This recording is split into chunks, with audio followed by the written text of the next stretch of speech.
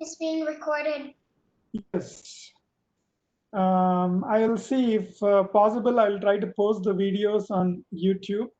But Thank you.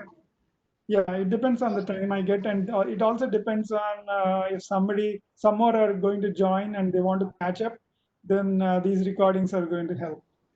So that's Yeah, the reason. recordings are always very good. Yeah, so that's one of the reasons I'm recording this. So this Bhagavad Gita is actually a dialogue, mostly a dialogue between uh, two personalities. One person is, his name is Arjuna, and he represents the human being, typical human being. And the other is the God, Krishna, who represents really the God. He was born on the earth, but he has godly qualities, divine qualities. In fact, in the course of this dialogue, he shows his divine form to Arjuna, to the human being. So the human being in this dialogue is Arjuna, and the God is Krishna. So Arjuna represents the Nara. In Sanskrit, human being is called Nara, and the God is Narayana. So this is really a dialogue between Nara and Narayana. Narayana clarifies a lot of doubts that Nara has. And this dialogue actually happened as part of a war. So, Mahabharata? yes, you're right, Aditi. So, The Kauravas and Pandavas? yeah, so this is the war between the Pandavas and the Kauravas. The Kauravas are many, the Pandavas are just five. And Pandavas represent the righteousness in humanity. What is righteousness? Being right, being correct, being upright. So the Pandavas represents what is correct, and Kauravas represent what is not correct. So there's really a war between what is good and what is bad on the earth.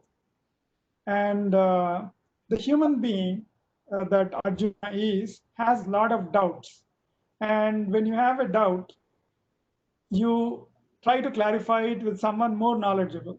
And in this case, Arjuna was so fortunate that the God himself was available to him to clarify all his doubts.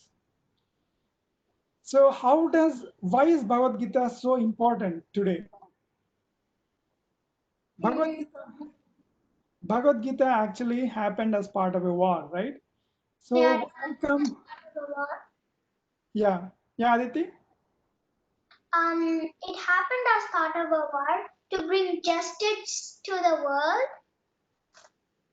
It would bring justice and dharma to the world to make the world to make a righteous place. And usually it's fought for freedom. Like the Kauravas, the elder one of the Kauravas, Duryodhana, wanted to earn the throne, and the others, and he Yeah, wanted the throne. He wanted the throne to get all the pleasures in the kingdom. yeah, that's right. So, Destroy. but the question really is, why is it important? I mean, this happened in a war, right? So, why is it important in a day-to-day life, in our day-to-day lives? How come things that happen in a war are important to day-to-day life? So, like you said, righteousness. The war was all about righteousness, winning. Yes. We want righteousness to also win during our day-to-day life, right? Yes. So life is really, if you look at it in one way, life itself is a war. You are at war with many things actually. You may not even realize that. For instance, when you want to watch TV and you have to do homework, there's a war between two priorities. One is to watch the TV, and the other is to to do your homework. So you are essentially fighting with your instincts. Instincts means what you feel like doing, what really pulls you towards it. So that is the instinct. So the fight is between your instincts and what is good to you, right? So often when for a human being the instincts win, like you continue to watch TV, right? So that is where the principles of Bhagavad Gita come into picture. So if you learn Bhagavad Gita and use the knowledge, I mean, learning alone is not enough, right? You need to apply it. Only then can it be complete. Only then can the knowledge be complete, right? So you also need to apply it. So though the whole dialogue happened in a war, it is really applicable to your day-to-day life because you get into war in the daily course of activities, right? The example I gave you of watching TV versus learning something new or doing homework. So that's really a war. It's a tough war. You may not have realized it, but it's a tough war. Stopping yourself from watching TV and doing homework or learning something new is a war. Often you lose that war to your instincts. So Gita helps you win that war, right? And so the whole Gita, there are 700 slokas or verses in the Bhagavad Gita. So it's a huge book. So this is the book. See, this is the book that my parents gave me when I was very young, uh, maybe long back. And also, So I have it too. I have it too. My dad's friend gave it to my mom. yeah, good. Almost every house has a Gita, Bhagavad Gita, in some form or the other, because it is very important in our tradition or culture. And this whole 18 chapters of Bhagavad Gita, you can summarize it in one word. And that one word, you get it by repeating Gita repeatedly. So you keep saying Gita, Gita, Gita, Gita, Gita, Tyagi, Tyagi, Tyagi, Tyagi, Tyagi. What do you get? Tyagi, right? So you finally get Tyagi. And that word, Tyagi, summarizes the entire Gita. This is what Ramakrishna Paramahamsa said. The whole essence of Gita is in by repeating the word Gita, you get Tyagi, and that word summarizes the entire Gita. What does Tyagi mean? Tyagi means someone who sacrifices. So you sacrifice your instincts, you sacrifice your pleasures. Um, that's what Gita tells you, but in a very elaborate way, because human beings cannot absorb and apply by just learning one word, right? So they will have to do a lot of exercise to really internalize something. So this tyagi word, if it has to be internalized, you need to spend a lot of time. So that is what the endeavor of Bhagavad Gita is all about. So you want to internalize, you want to apply this principle of sacrifice to your day-to-day lives. And Gita, there's a nice comparison given by some scholars. So you all know about Vedas and Yeah, I Upanishads know and Vedas and Upanishads. turn on the light and open the blinds. Yeah, so Upanishads and Vedas are our scriptures, are our they're timeless wisdom. And often the Vedas and the Upanishads are compared to the cows, right? Like I don't know how many of you have seen the picture of Dattatreya, right? Kamadhenu, he is shown with the cow Yeah, Kamadhenu. Kama. So, Is Tatreya relative to Kamadeva or?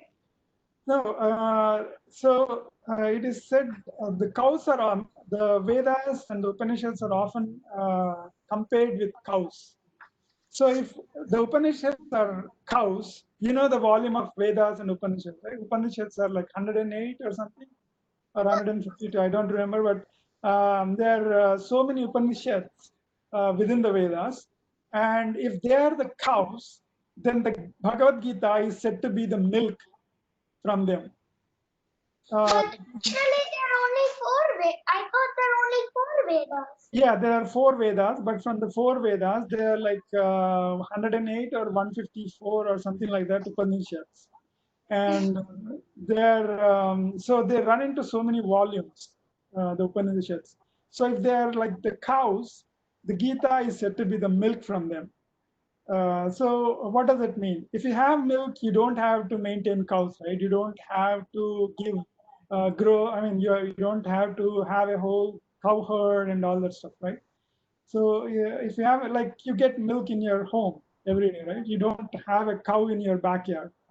So just the same way, it's the same way here. The Gita is said to be the milk, right? So if you learn Bhagavad Gita, it's almost like you are getting all the important aspects of Upanishads. Not only that, it's very easy to follow Bhagavad Gita than the Vedas or the Upanishads, right? For Vedas and the Upanishads, you really have to decipher them. Not everyone can understand them. So that is the reason why Vedas and Upanishads have been kept away from the common man, because they cannot be deciphered, they cannot be interpreted easily. Um, Whereas the the Bhagavad Gita, can be easily interpreted and understood. See, I'm teaching this to 8-year-olds also, right? So that's the power of Bhagavad Gita, right? It is easy to understand and it is ready to be applied. You can immediately apply it in your day-to-day lives. I gave you an example that a typical 8-year-old faces, right? But Yeah. Bhagavad Gita has been applied to management, for instance. So there are many courses um, relating Bhagavad Gita to the management in organizations, right? How can managers and senior managers and executives use Bhagavad Gita in their day-to-day running of the company? So Bhagavad Gita is really has lot of applications and it is easy to apply also. Okay, okay. Before we go further, a few housekeeping rules. So first thing is, uh, I did not mute you upon entry, but uh, you can. I mean, the idea is that we should be good citizens, right? We are learning Bhagavad Gita, so that means we have to be good citizens. The whole idea of Bhagavad Gita is to be a good citizen. So we have to be mindful of everyone in the course. So if there is a background disturbance, please mute yourself. But otherwise, if there's no disturbance, then please be unmuted, and you can also interact with me. Interaction is very important. We learn a lot through question and answers rather than by just a discourse, right? So question and answers are very important because the person who is talking needs to understand what his audience wants, right? But in Bhagavad Gita, the same thing happens. Lord Krishna needs to understand what Arjuna wants. So that is the reason why Arjuna also speaks in the Bhagavad Gita. But as one of the subsequent slides show, Arjuna speaks only 83 verses, just 83 out of the 700 verses, only 83 verses are from Arjuna, right? Most of the talking is done by by Sri Krishna. So, so that is also an indication of the kind of interaction that should happen. So unless you're really, really um, uh, curious about something, if it's a simple thing, then you can just sacrifice it, right? Tyagi, that's the essence of Gita.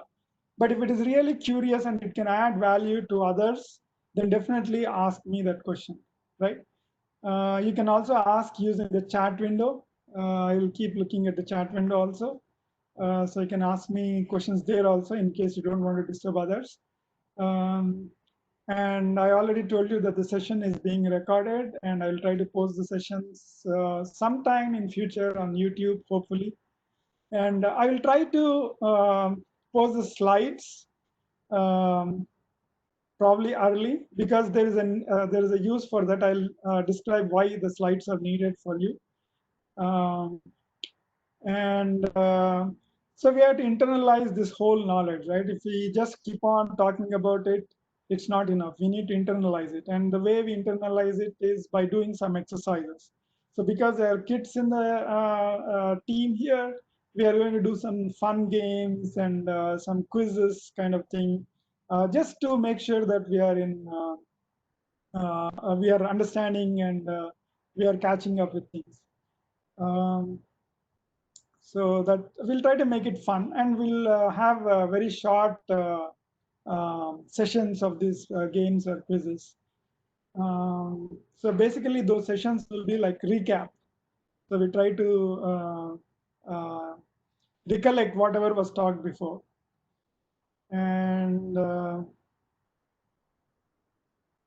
yeah, the email thing, right? So it is better if you email, if you subscribe to the alias. The alias is called Sanatana101 at groups.io. Because I thought of starting a WhatsApp group, but WhatsApp, I think some of you may not be comfortable disclosing your phone numbers or whatever. So I thought maybe email is better. So try to subscribe to that email, to that group, and that's where I'm going to post the slides and stuff like that. So that's about housekeeping. And so this is a picture from my favorite book.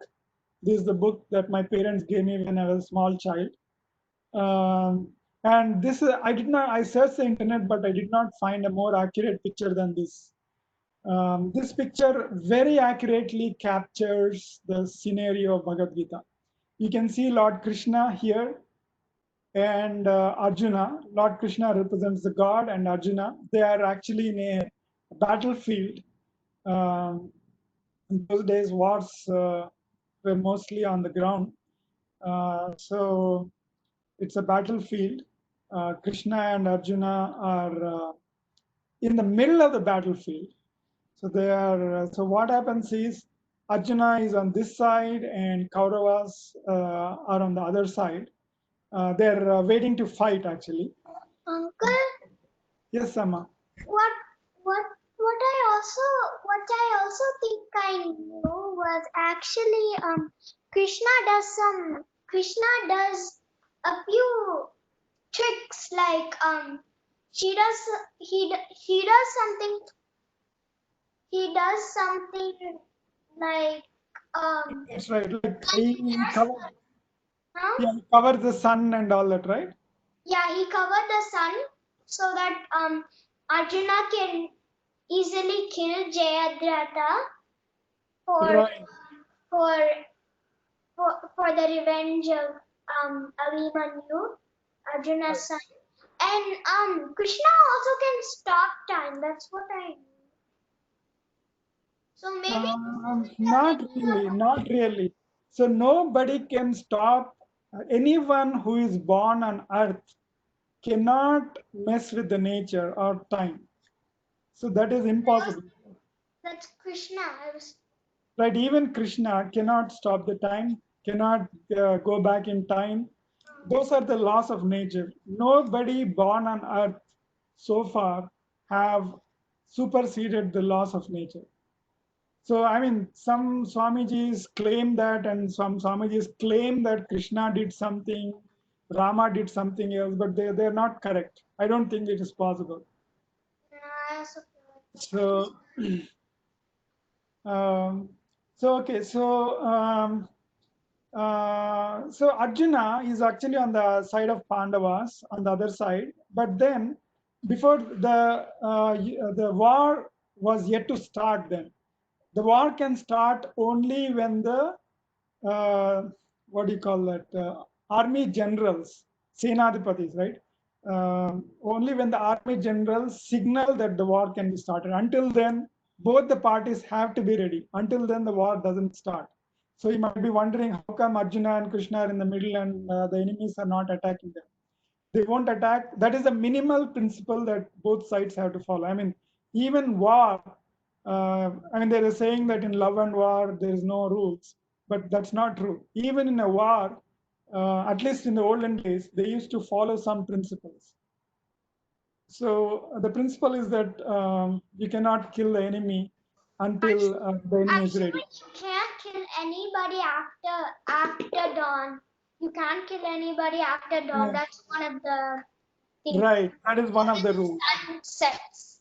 Right, before the dusk or before after the dawn. Sorry, before the dawn and after the dusk, you cannot kill anyone. You cannot fight. So so that is why they are safe now. So Arjuna is actually on the side of Pandavas to the right side, but then he, before the war starts, he starts getting thoughts, just like you get thoughts of laziness, you get thoughts of inefficiency, and right. I mean, you like to watch TV a lot, right? So something similar happens to Arjuna. He becomes very weak for at that moment when he sees all his blood relations. I mean, who is on the other side? They're his own cousins, right? 100 cousins with whom he played during his childhood. How can he kill them, right? I mean, imagine killing your cousin. I mean, can you think of that even? No, right? You played with them. You had fun with them. You ate with them. You sat with them, right? That is the human mentality. They are biased. Humans are biased towards whom they consider as their own. So Arjuna considers his cousins as his own. He associates with them. So how can he kill them? So he becomes very weak, and then he tells Krishna, Krishna, can you please take the charioteer? Krishna is his brother-in-law, his charioteer, and also his God. So Arjuna considers him as God as well. See, that's the thing, right? All people who are really good can easily see God in the real God and in other people as well. So, like Hanuman, see, Ravana could not see God in Rama, right? But Hanuman could readily see, even before Rama came to Kishkinda, Hanuman knew that Rama is a god. Rama is God. And many people, like the Kevat, the boatman who brought Rama on his boat, he also knew that he is a god. Rama is a god. So good people very well quickly realize who is God and who is not God. But bad people like Ravana cannot. Even after they are told that he is God, they cannot realize. See, Vibhishana, his own brother tells Ravana, see, you are fighting with God. But Ravana doesn't listen because he cannot understand. So that's the thing. So Arjuna considers Krishna as God, brother-in-law, charioteer, guide, philosopher, everything. So he asked Krishna to take the chariot towards the middle of the war so that he can see both sides, so that he can get a clear picture of what's going to happen. So Krishna listens to Arjuna and takes the chariot towards the Kauravas in the middle. So he places the chariot in the middle. And that's when, looking at all his cousins and his brothers and all his relatives, family, Arjuna's, in fact, his grandfather, Bhishma, who actually brought him up, is on the other side. He has to fight with the person who brought him up. Can you imagine that? Right now, most of you are being brought up by your parents, right? Can you imagine fighting with your people who bring you? Actually, it's all because of the Kauravas forcing Bhishma, and plus Dhritarashtra also wanted him. It seems Right, Bhishma that's right. did a vow that he should protect his son. That is right. That is right. But then Arjuna is not able to think through so very well. You're outside now, right? You're outside, I'm outside the war. So we are able to see through the whole thing. We know that Kauravas are bad, Dhritarashtra made a bad decision and all that stuff. And we're able to see it. But Arjuna is not able to see it. That is the whole essence of Bhagavad Gita. So Arjuna is in a position in which we are not. So Arjuna is very attached to the situation. So the situation, the war situation, Arjuna is deep, deep, deep into it. Whereas a small girl like Aditi is not into it, right? And she's able to see through the whole thing. But Arjuna, he is such an intelligent person. He is such a great soldier, such a great prince. He's not able to see like the 8-year-old girl is able to see, right? It is because of his attachment to the situation. That is exactly the essence of Bhagavad Gita. When you're attached, you cannot see the truth. You cannot see through the truth. You cannot see things clearly. And that is the reason why you need the vision of the God, Krishna's vision. So Arjuna needed vision from Lord Krishna to become a detached person, right? So when you're trying to watch TV and your mom or dad says don't watch TV, mom or dad can tell that very easily, right? Why? Because they are not attached. They are not attached to the TV. They are not so much pulled towards the TV. But you small kids are pulled towards the TV, right? So that is the attachment. When you are attached, your vision becomes blurred. You cannot see through clearly. So the whole idea of Bhagavad Gita is tyagi. That means you sacrifice. Tyagi means sacrifice. Sacrifice your attachment. uh, Become detached to everything. Come outside of the situation. Like in the Western culture, they say think out of the box, right? Out of box. So like that, you should think. You should come out of the situation and think out of the box. So that is the whole essence of Gita. That is the crux of Gita. But there are many other side benefits that you will gain as you go through Gita. So once again, Bhagavad Gita is a dialogue. It's mostly a dialogue between the God, Narayana, and the human being, Nara, who is Arjuna. Right? Okay, let's start Bhagavad Gita. So first, before delving into anything, we need to meditate upon it. So like when you do puja, right? There is a dhyanam. Dhyanam, if you listen carefully in any puja, there will be a word called dhyanam in the very beginning. So you should meditate upon something before you actually delve into it. So we are going to spend a very brief some time on meditating about the Bhagavad Gita. So I want when I read the verses, the slokas, I want you to look at the Sanskrit version of it. There is a Sanskrit version, there is an English version, there is a meaning for each word, and then there's a summary. So that is how we look at each sloka. But when I am reading it, I want you to look at the Sanskrit. You're able to see that? Yeah. I want you to look at the Sanskrit script, not the English script. Why? Even if you don't know Sanskrit, I want you to look at it because Sanskrit is important. A lot of treasure is in Sanskrit. And so through this course, we will also try to learn Sanskrit. So you may not understand right away when you look at the script, but you will slowly try to get acquainted with the script at least. Okay, so try to look at the Sanskrit script. Okay, so this is a dhyana sloka. Dhyana means meditation, meditating. It's a rough translation. It's really not meditating, but it's really there's no real equivalence of dhyana in English. But for lack of a better word, we'll say meditate. So this is the meditation sloka for Bhagavad Gita. It's not part of the Bhagavad Gita. It is about Bhagavad Gita.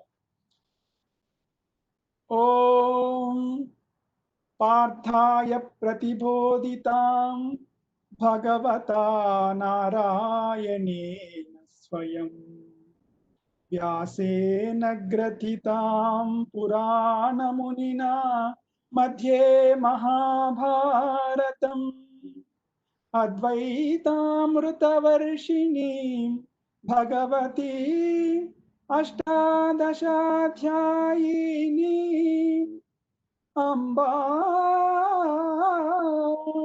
त्वामनुसन्दधामि भगवद्गीते भवद्वेषिणी भगवद्गीते भवद्वेषिणी. So you should excuse my raga because I'm not, it typically takes 10 years of practice. That's what music teachers say. It takes 10 years of practice to actually start singing a kirtana or a song or something. And I have zero experience, zero practice. So you should excuse my this thing. But anyway, it conveys the sense that it's a song. It also covers all the important words there. So what are the words? First, the first word for which we'll try to get the meaning is not Pardhaya, but Bhagavad Gita. Why? It is because the unique way of writing verses in Sanskrit, or prose in Sanskrit for that matter. So the sentences in Sanskrit do not follow the exact order as in English. So if you translate word to word in the same order, the meaning gets jumbled up.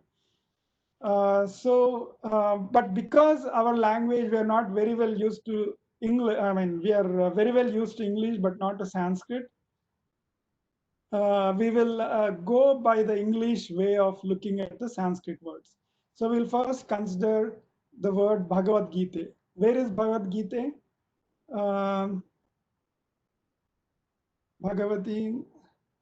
Bhagavata Narayana Swam. So Bhagavad Gita is here, sorry.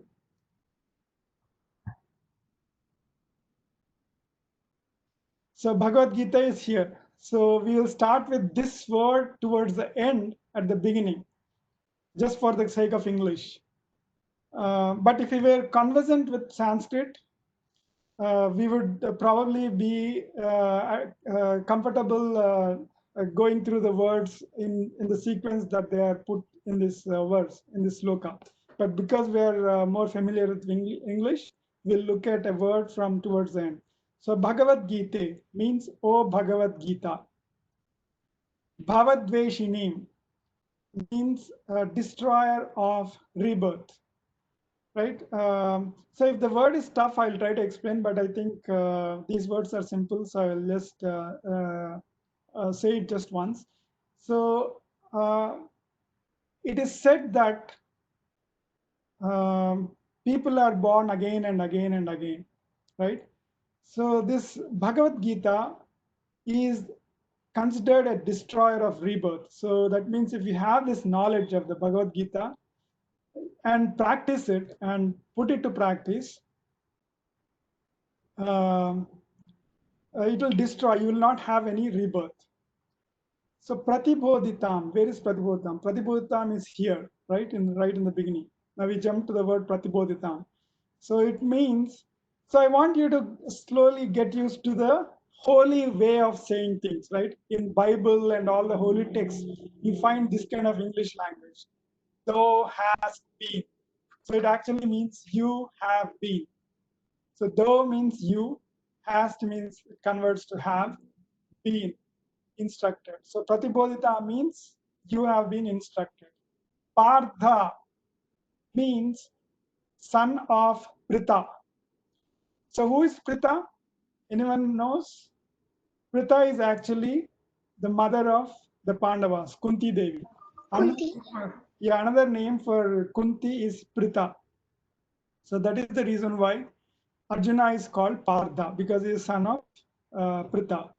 Like the son of Aditi is called Aditya, right? And son of Anjani Devi is called Anjaneya. So similarly, the son of Pritha is called Partha. The next word is Bhagavata Narayanena Swayam. Swayam, you all know, I think, means himself or by himself. Narayana, Narayanena means by Narayana himself, the Lord. Bhagavata means God, God Narayana himself. Gratitam means included, right? Purana Munina, Purana means ancient. Muni is means sage. So the ancient sage Vyasa. Then Madhya is within. Mahabharatam is, you all know Mahabharata. Amrita Varshini means showerer of nectar. So Amrita is basically, what is Mrita? Mrita means death. Amrita is something that removes the death. That means eternity. So Amrita Varshini is a showerer of, Amrita also means nectar. But in this sense, actually, I would tend towards looking at Amrita Varshini as the showerer of eternity. So the knowledge that you get from this Bhagavad Gita is eternal, timeless. So this happened more than 5,000 years back. This war with the Kauravas and the Pandavas happened more than 5,000 years back at least. Still, we are looking at it. That means the knowledge from Bhagavad Gita is really timeless. It's a showerer of eternity, something that doesn't have death. And Advaita means uh, Dvitiya, you know, right? Two. Advaita means there's no second, right? So Advaita means non-duality.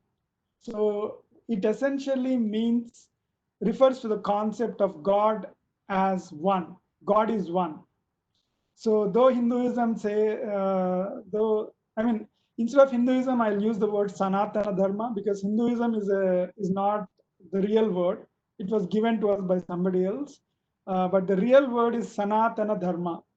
So we are all Sanatana Dharma, we all follow Sanatana Dharma, not Hinduism. So Sanatana Dharma. So in Sanatana Dharma, there are many, many gods, billions of gods. But there is a principle in our Vedas which is called Advaita. And it means that there is no non-duality. There is no second God. There is only one God. Only thing is we worship him in many forms, billions of forms. That is the concept of Advaita. And Ashta Dasha. Dasha is 10, right? In Greek and in many languages, Russian, Dasha, Das, Hindi, Das, Greek, Deka. So it means 10. Ashta means 8. So Ashta Dasha means 18. Adhyayini means Adhyaya. Adhyayas are basically chapters. Amba is mother. Amma, Amba. In Sanskrit, the traditional way of saying mother is Amba. So, O mother. Anusandadhami means meditate. And Tvam means upon you. So, putting this all together, what does it mean? O Bhagavad Gita, with which Partha was illumined by Lord Narayana himself, which was composed within the Mahabharata by the ancient sage Vyasa.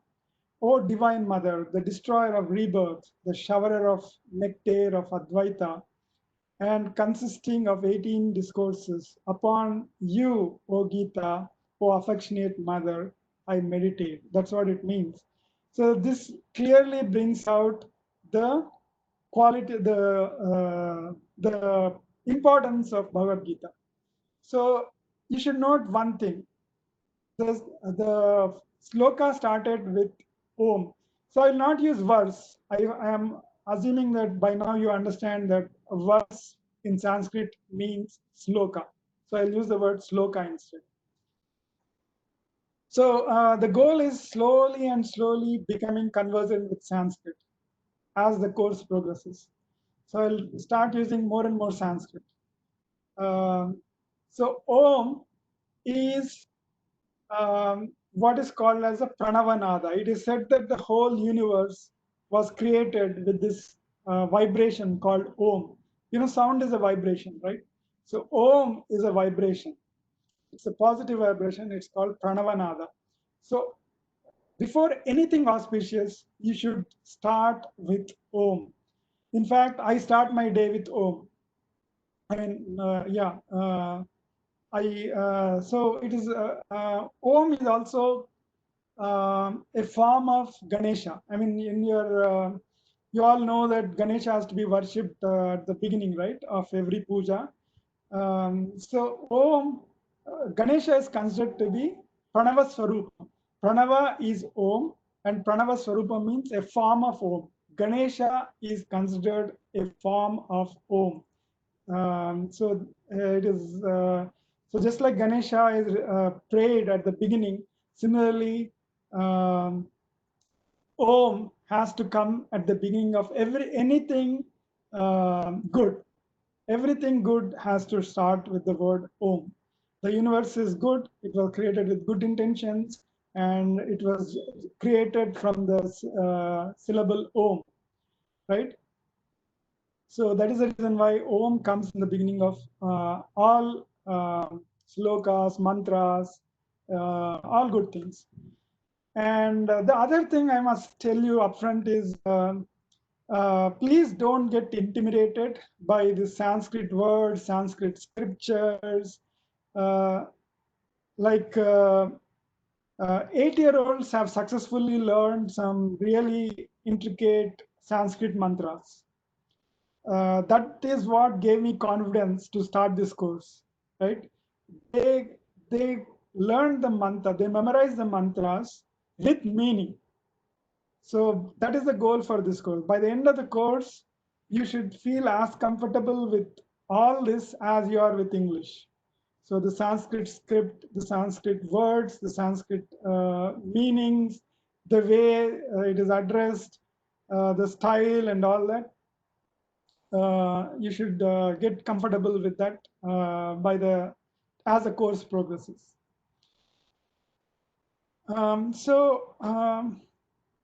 So this, you understood the essence of this sloka, right? We are trying to meditate upon Bhagavad Gita.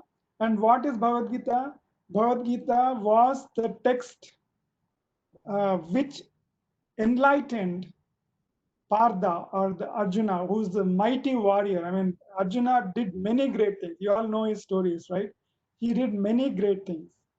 So a great warrior or warrior prince like Arjuna got eliminated by this Bhagavad Gita implies that this is really very powerful, right? Uh, and Lord Narayana himself gave this. He himself composed this, and because he's God, he did not have to think. Everything came out of his mouth almost like speech, right? And this was part of Mahabharata. Like Aditi said in the beginning, this is the whole war, and the Bhagavad Gita happened as part of Mahabharata. And it was, Mahabharata was recorded. I mean, happening is one thing, and recording the happenings is another thing, right? If it was not recorded, then we would lose track of it. Fortunately, we have sage Vyasa, who is ancient. He is again timeless. He has many qualities. When we talk about Vishnu Sahasranama, we'll look at some of his qualities.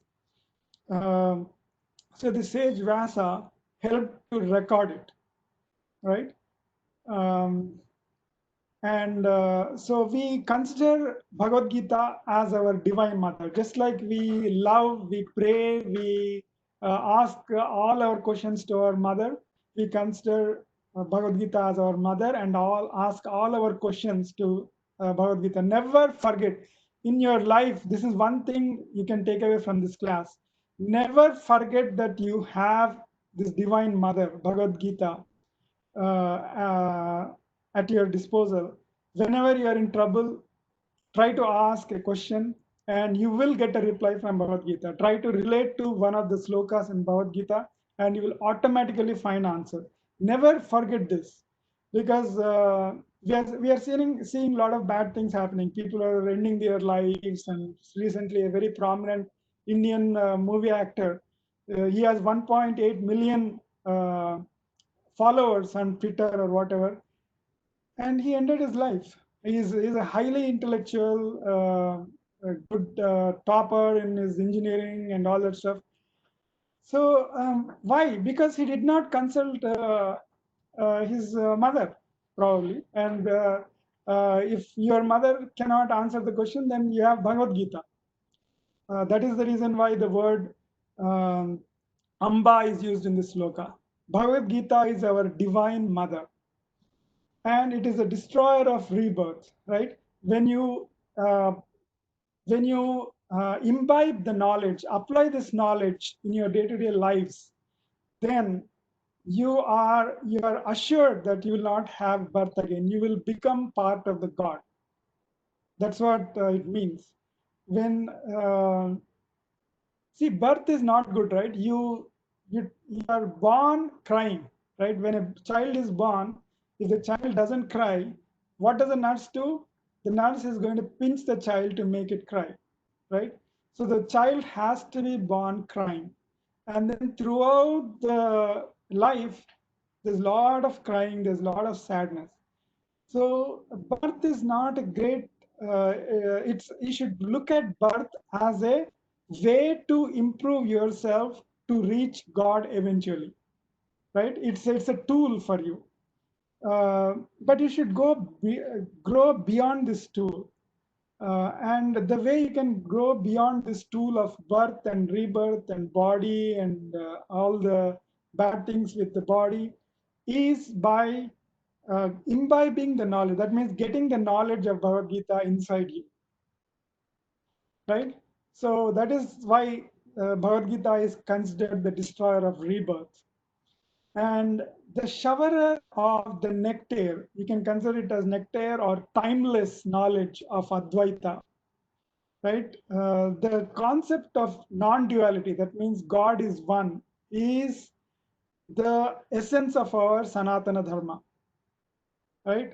So this essence is showered upon by this Bhagavad Gita. When you practice Bhagavad Gita, when you learn, when you get the knowledge, then you will clearly see the concept of Advaita. That means God is one. You will understand that God is one and there's no second God. That is the principle of Advaita. And it contains 18 chapters. So that is just it is not just a number. It's a very significant number. There's a lot of math behind it, and it's a very it stems from three, and three is a very powerful number in Sanatana Dharma. So there are a lot of 18 things, and the 18 chapters indicate a lot. We'll not go into those details, but so think that the 18 chapters are really divine. So upon you, O Gita, O affectionate mother, I meditate. So we meditate upon the mother. Meditate means we think about it. We think that we will get all the knowledge from the divine mother. Um, so does anyone know who came to came on earth and very recently, not as old as Rama and Krishna, but a little more recently, somebody came on earth and he transcended the cycle of births. Does anyone know who it is? It is actually Buddha. So Buddha, through his practice, went beyond all births. He attained God. And Sanatana Dharma considers Buddha as a ninth avatara of Lord Vishnu, right? Krishna is like the eighth avatara, and ninth avatara is Buddha, right? Sorry? Actually, I was thinking about this. They say that the after the Kali Yuga is done, I don't know if it's true or not, but they say Kalki in the end of the Kali Yuga will come for the Satya Yuga. Right, after Kalki comes, the 10th avatara is said to be Kalki. And when he comes, he destroys everything. And that is what is thought about. We don't know the truth. But what is thought is Kalki will destroy all the evil and then he will establish the Satya Yuga again. So there are four yugas, right? Satya Yuga. So the Satya Yuga is like pure, everything goes well in Satya Yuga. So that is the thought. That Kalki is going to come, destroy everything bad, and establish the Satya Yuga. So if Krishna is the 8th avatara and Buddha is the 9th avatara, we can also view it like this. Krishna gave us a theory. Bhagavad Gita is mostly theory. But Buddha, who is the 9th avatara, actually told you how to practice what Krishna taught you. What Krishna taught you is very, it's not easy, right? I mean, a simple thing. Watching TV, now you know some of Bhagavad Gita, right? Some essence of Bhagavad Gita.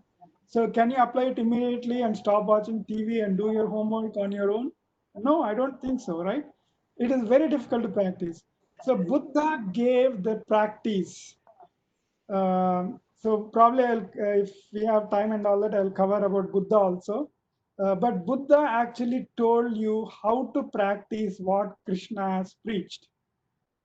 So if Bhagavad Gita is considered the milk from the cows, then you can consider the techniques that Buddha gave as the probably the sweet, like the kova or whatever, from the milk. So he gave you very quick ways to actually practice what Krishna preached. So what Krishna gave in the Lord Vishnu in the 8th avatara gave us is theory, and what Buddha gave us is the practice.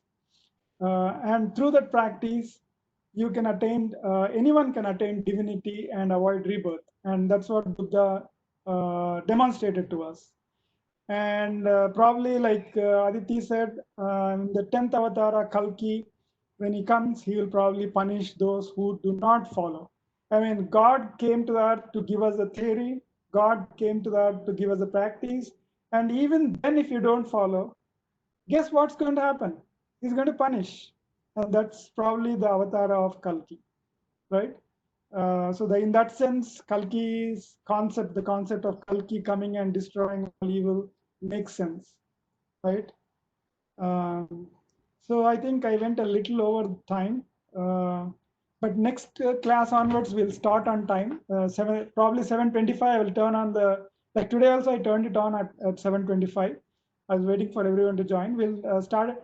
Oh, actually, you know what? There is somebody from East Coast also joining. So I think we should try to move this a little back. So maybe we can start at 7 o'clock next week. We'll start at 7 o'clock and we'll still try to keep it for 45 minutes and it may slightly go over, no, not more than 1 hour, right? So let us try to meet at 7 and spend an hour looking at the remaining things about Bhagavad Gita. So the format will be similar. Sanskrit script sloka, English script, English transliterated sloka, then the meanings, then the summary, right? For each sloka, we are going to do this. And in between, we are going to discuss also. We are going to look at interpretations. We are going to look at some statistics. We are going to play some games. We are going to do all that. We are going to look at some pictures, do some fun stuff and so on. So that is the plan for the course. Any questions?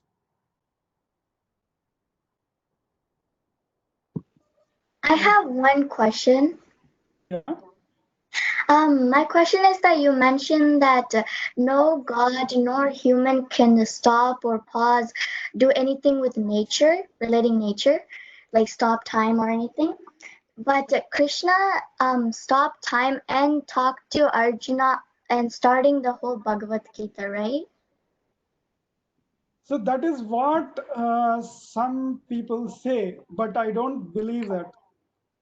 Because I mean, the rules of nature are given by God, right? Why would he change? I mean, why would he trick?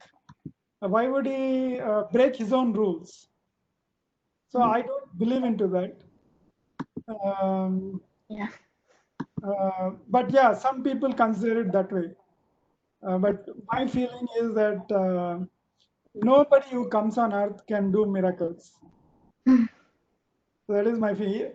That way in Bhagavad Gita itself, the God shows Vishwarupam, right? He shows the real form of God with billions of heads and billions of tongues and all that stuff, right? So that is against the laws of nature. But Bhagavad Gita says that. Why is it? So that is like Arjuna. What my interpretation of that whole Vishwarupa Darshana yoga is that it was in Arjuna's mind. The form and the divine form, the Vishwarupam, was actually in Arjuna's mind. That is probably the reason why nobody else could see it. Because of the illumination. I mean, Krishna told so many good things to Arjuna, and he started realizing Arjuna is a powerful warrior and prince, right? So he can internalize things very quickly. So he could get the gist of Bhagavad Gita very quickly. And he was able to visualize the divine form in his mind. So in Bhagavad Gita, they say that nobody else could see except Arjuna. That's what Krishna says. I'm showing you my form only to you. No one else will be able to see this form. So what does it mean? It means that it's in Arjuna's mind. That's all. If you and I also get to the level of Arjuna and remove all our illusions, we will also be able to see the same Vishwarupa in our mind. So that's my take on it. Okay. Okay, any other questions?